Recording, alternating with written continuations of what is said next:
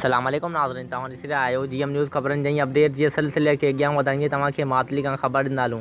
मातली खां असांखे reporter Rajesh Kumar report करे रहियो आहे। मातली में फ्रेंड्स बुक फोरम सिंध तरफ़ां 2 ॾींहंनि जो किताबी मेलो लॻायो वियो। तफ़सील मूजिबि फ्रेंड्स बुक फोरम सिंध तरफ़ां बाबा सक़ाफ़त सिंध रईस करीम बख़्श निज़ामानी जे नाले सां अलावरी चौक मातली ते 2 ॾींहंनि लाइ किताबी मेलो सजायो वियो।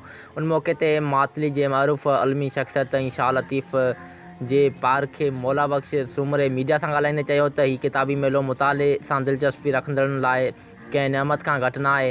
उनजो चवणु हो त हीअ तमामु घणी अफ़सोस ऐं तशवीश जी ॻाल्हि आहे त जिते असांजे नौजवान नसल जे मुताले पंहिंजी रवायत सक़ाफ़त ऐं तारीख़ सां अणॼाण थियण जो सबबु थींदे उते अॻिते हली इज्तिमाही क़ौमी अलमईअ जी सूरत में ज़ाहिर थी सघे थी।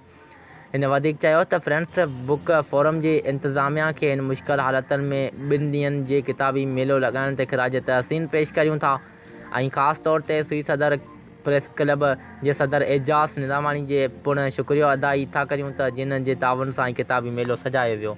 मातली खां असांखे रिपोर्टर राजेश कुमार रिपोर्ट करे वधीक ख़बरनि ऐं अपडेट्स लाइ ॾिसंदा रहो GM न्यूज़।